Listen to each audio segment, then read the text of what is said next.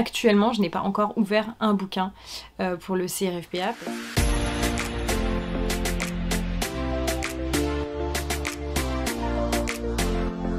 Bonjour et bienvenue à toi dans cette nouvelle vidéo.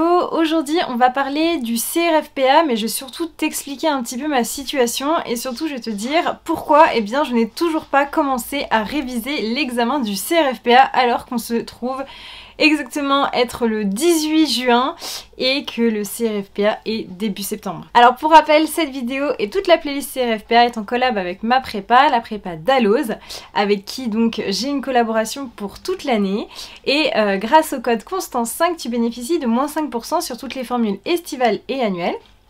Sachant que ce code est cumulable avec les offres en cours, donc tu peux ajouter mon code promo même s'il y a déjà une solde sur une formule. Donc là on est mi-juin. Si jamais tu es intéressé pour intégrer une prépa, je te conseille évidemment de plutôt t'orienter vers une prépa estivale. C'est vrai que la prépa Dalloz elle propose des prépas en ligne, donc je te renvoie tout de suite à mes vidéos concernant les prépas en ligne et les prépas en présentiel. Moi je préfère les prépas en ligne, ça me permet d'avoir plus de liberté, mais encore une fois tu as le choix. Et tu peux évidemment faire la prépa estivale avec le stage d'été. Moi personnellement c'est la formule que j'ai choisie, ce qui me permet d'avoir plein d'exercices et justement ça va me sauver un peu la mise au niveau de ma situation actuelle. Donc comme je te le disais tout de suite, je suis actuellement, donc on est le 18 juin et je suis au rattrapage du premier semestre de mon Master 1.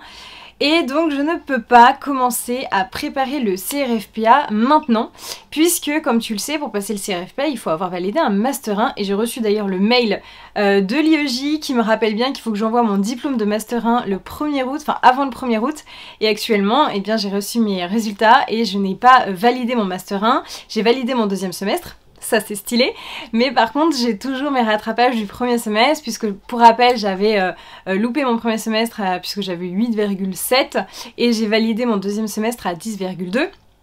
Donc je l'ai validé, ok, mais c'est pas quand même la folie, et puis c'est vrai qu'il n'y a pas vraiment le système de compensation qui existe en Master 1. Donc je me retrouve un peu dans la panade, puisque c'est vrai que j'avais prévu initialement de commencer à réviser le CRFPA à partir du mois de mai-juin et pas du tout de commencer à réviser en juillet, donc là j'ai pas le choix. J'ai pas le choix parce que si j'ai pas mon Master 1, ça flingue mes révisions du CRFPA, puisque je pourrais pas passer le CRFPA en fait, ce sera juste impossible.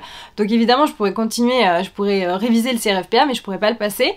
Donc dans l'hypothèse où je n'arrive pas à réviser, enfin je n'arrive pas à valider mon semestre, mon premier semestre de Master 1 et que je n'arrive pas à valider donc mon Master 1, je pense que je réviserai quand même le CRFPA cet été. Je pense que ça sera toujours ça de prix et toujours voilà, ça de fait. Donc si tu te trouves dans la même situation que la mienne, à toi de te poser la question de savoir ce que tu veux faire. N'abandonne pas ton Master 1, n'abandonne pas tes projets juste à cause d'un échec. Pour ma part, voilà, si jamais j'arrive pas à valider mon Master 1, je pense que je réviserai quand même le CRFPA tranquillement.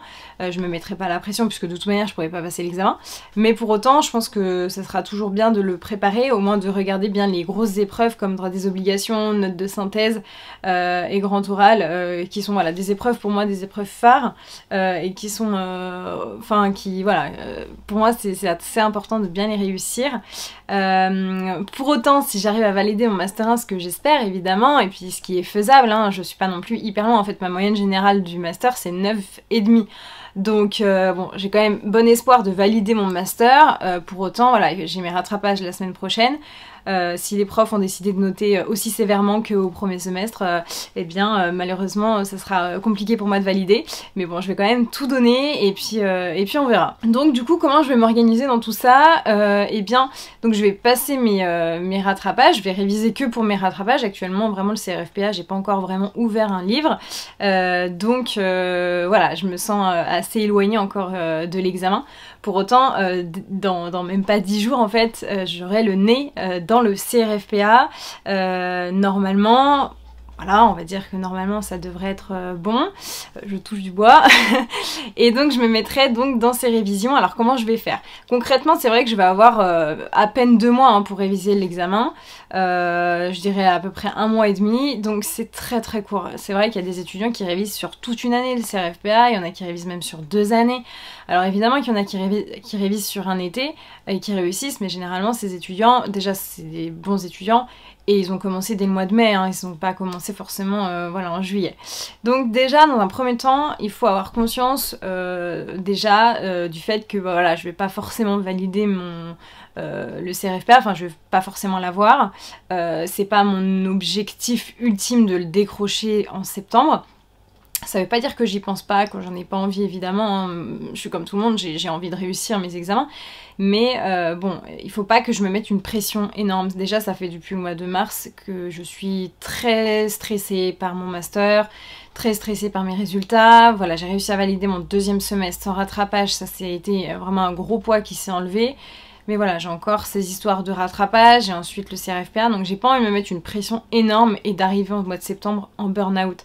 Parce que ça, c'est vraiment quelque chose qui me fait peur. J'ai été en burn-out une fois dans ma vie, sur vraiment une année complète où ça a été très très compliqué. Enfin, vraiment, je le souhaite à personne. Et j'ai pas du tout envie de le revivre parce qu'il va me falloir encore du temps sinon pour me reconstruire bien. Et franchement, j'ai réussi après mon burn-out à trouver un équilibre de vie, un équilibre voilà, assez chouette et qui me convient. Et j'ai pas envie de retomber là-dedans, à m'acharner et que ça vienne me hanter presque. Et que ça soit mauvais en fait pour moi. Donc après c'est ma construction à moi, hein. C'est très personnel ce que je vous dis là, mais c'est vrai que voilà, moi j'ai envie de prendre plus soin de moi plutôt que de m'acharner, pour en tirer plus de négatif que de positif, parce que même si j'arrive à décrocher le CRFPA en m'étant complètement éclatée et après psychologiquement ça va pas, en fait c'est pas le diplôme du CRFPA qui fera que j'irai mieux psychologiquement. Donc bref, moi c'est ma façon de voir les choses, de voir les révisions, de voir la vie de manière générale. Comment je vais réviser le CRFPA? Je vais y aller mollo, mais intense. Alors c'est un peu ambivalent ce que je vous dis, mais grosso modo, comme je l'avais un petit peu expliqué dans une précédente vidéo, je vais m'attacher un peu à des matières spécifiques. C'est-à-dire que voilà, le CRFPA pour moi, ce qui est très important, c'est droit des obligations. Voilà, ça c'est très très important. Note de synthèse. Ça c'est vraiment les épreuves que j'ai en tête et qui sont très très importantes, avec également procédure civile. Donc à la rigueur, voilà, ces trois grosses matières-là, parce que pour moi, c'est ces matières-là où il va falloir que je donne tout. Et déjà, ça m'enlève un poids. Parce que voilà, déjà, je pense pas trop à l'anglais, je pense pas trop à ma matière de spécialité, et ça me permet quand même d'être relativement sereine pour l'examen et pour les révisions notamment. Parce que c'est vrai que si on se met dans un mood déjà de stress pour l'examen, pour les révisions, on va pas être bien, c'est sûr que ça fonctionnera pas aussi bien. Donc je vais dès le mois de juillet me mettre à fond dans la note de synthèse, puisque c'est un exercice que j'ai jamais fait, que je connais pas, entre guillemets, puisque j'ai jamais fait, et surtout qui m'intéresse énormément. Enfin, ça paraît bizarre, mais c'est vrai que c'est un exercice, j'ai envie vraiment de réussir, parce que j'ai un esprit de synthèse. Je le sais, avec mes vidéos que je fais, avec les cours que je donne, avec ma façon d'apprendre, je sais que j'ai un esprit de synthèse. Donc j'ai envie de me perfectionner là-dedans, puisque ça fait partie de mes atouts. Entre guillemets, hein. Bien évidemment, ça se trouve, je vais me taper que des 5 et je vous dirais, c'est la galère, c'est horrible. Pour autant, j'ai un bon feeling, voilà, un bon a priori. Donc j'ai envie vraiment, cette épreuve, ça soit mon épreuve. Donc je vais tout donner au niveau de l'épreuve de la note de synthèse, et je vais donc m'y mettre dès le début de mes révisions du CRFPA en juillet. Ça va vraiment être le point que je vais vraiment user et que je vais vraiment beaucoup réviser dessus, parce que j'ai envie de réussir cette épreuve. En plus elle a un gros coefficient, elle est très importante, donc vraiment pour moi je vais miser là-dessus. Mon épreuve de spécialité, limite je m'en fiche. J'ai déjà étudié beaucoup le droit du travail, même si mes résultats n'ont pas été à la hauteur de mes espérances. Je sais, je connais mes... Enfin, j'arrive très bien à me remettre en question, mais je sais aussi mes compétences, et je sais quand je sais, et je sais quand je ne sais pas. Et je me sens à l'aise avec la matière, quoi qu'il en soit, même si je me suis tapé des tôles, je sais que je suis en phase avec cette matière. Donc je vais pas trop me prendre la tête par rapport à ça. Et ensuite je vais vraiment me concentrer sur droit des obligations, puisqu'il y a toute une partie que je connais très bien au niveau de la responsabilité voilà, extra-contractuelle et tout. Mais je vais me perfectionner là-dedans. C'est vraiment une matière qui me plaît, donc ça me rassure forcément puisque ça me plaît, et que je connais un petit peu. Donc voilà, il y a 2-3 trucs quand même qu'il va falloir que j'apprenne, hein, que je connais plus trop, mais je me sens à l'aise. Et ensuite, il y a une matière qui me fait un petit peu plus peur, c'est procédure civile.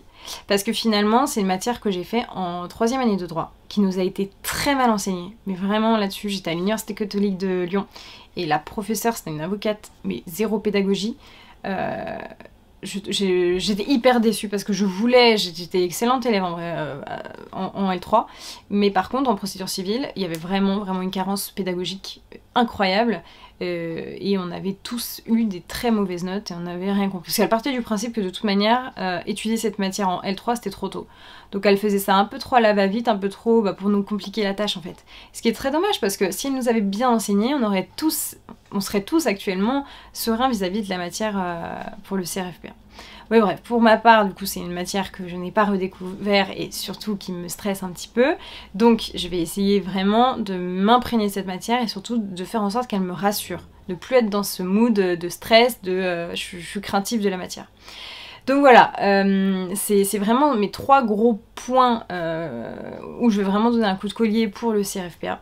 Puisque j'ai pas beaucoup de jours de révision, si peut-être t'es dans la même situation que la mienne, hein, peut-être que tu passes des rattrapages et tout, et que t'es... Enfin du coup on se comprend très bien vis-à-vis de notre situation. Mais du coup je te conseille de faire un peu des calculs au niveau des matières avec lesquelles tu te sens bien et là où tu veux tout donner. Moi je te dis que ma spécialité, j'ai pas très envie de la travailler, mais attention, c'est mon point de vue, je ne dis absolument pas qu'il faut pas travailler sa spécialité. Là-dessus c'est vraiment un choix très personnel, et si toi au contraire t'as envie de tout donner pour ta spécialité, pour être sûr d'avoir un énorme 15, mais vas-y à fond, choisis les matières. Je pense qu'on est obligé de faire un choix, hein. En l'espace de 1 mois et demi de révision, t'es obligé de faire un choix stratégique pour le CRFPA. Donc choisis bien, si vraiment il y a des... Voilà, je sais pas moi, la note de synthèse c'est vraiment quelque chose qui t'effraie, que t'as pas du tout envie de passer des heures dessus parce que tu sais que ça va te prendre trop de temps et que ça va t'empêcher de réviser d'autres choses, bah fais les bons calculs et surtout mets-toi à fond dans certaines matières. Mais quand du coup on se met à fond, faut vraiment le faire. Parce que voilà, on n'a pas trop le droit à l'erreur puisqu'on va négliger certaines autres matières. Voilà, on n'a pas trop le droit de se tromper, évidemment. Là-dessus, c'est sûr, faut être honnête avec soi-même. Et il faut prendre du recul également. On a moins de temps de révision, on va être moins perfectionné que certains autres candidats. En plus, moi, je passe le CRFPA à Lyon, où je sais que voilà, la difficulté étant voilà, le taux d'admissibilité qui est très bas. Bon, par contre, j'ai pas envie de me faire du mal non plus à me le répéter. C'est un état de fait, c'est comme ça, et tant pis pour moi, tant mieux pour moi, j'en sais rien. Pour autant, voilà, moi c'est comme ça que j'envisage mes révisions, mais actuellement je n'ai pas encore ouvert un bouquin pour le CRFPA parce que je suis encore dans la tête dans le master, quoi. Et ça, ce master, j'ai qu'une hâte, c'est vraiment de le valider une bonne fois pour toutes, de passer à autre chose, parce que vraiment depuis quelques jours, ça me prend vraiment la tête, enfin ça me prend l'esprit vraiment, je suis très stressée et c'est très compliqué d'imaginer que je suis à ça de passer l'examen que je veux passer et qu'on m'empêche en fait, à cause de notes très débiles que j'ai pas réussi à satisfaire. Vraiment le premier semestre, il y a 2-3 notes qui, bon ça a un peu rien à voir, mais il y a vraiment des notes où je me dis mais comment j'ai pu avoir une note pareille? Et je ne parviens pas vraiment à me conforter sur est-ce que je vais réussir vraiment à avoir une meilleure note pour les rattrapages. Donc bon, pour l'instant c'est un peu compliqué, mais bon, l'objectif c'est de valider mes masters pour être sûr de pouvoir passer le CRFPA évidemment en septembre. Donc bref, je vais tout donner pour mes rattrapages et puis ensuite, voilà, je mettrai en place mon petit plan d'action que je viens de t'exposer sur, voilà. Comment je vais pouvoir réviser donc le CRFPA en l'espace de 1 mois et demi. Voilà, bon, et ben j'espère que j'ai pu un petit peu t'éclairer, te donner en tout cas mon point de vue hein, vis-à-vis de l'examen dans mes circonstances qui sont peut-être les tiennes également. En tout cas, voilà, fais le bon choix, révise à fond tes rattrapages évidemment pour pouvoir passer le CRFPA en septembre. Et puis si t'as des questions, n'hésite pas à me mettre un petit commentaire directement sous cette vidéo ou de m'écrire sur Instagram. Et puis encore, je te rappelle que tu as bénéficié de moins 5% avec le code CONSTANCE5 chez la prépa Dalloz. Voilà, et bien je te souhaite une très bonne journée, hydrate-toi bien parce que voilà, c'est la canicule et je te dis à bientôt!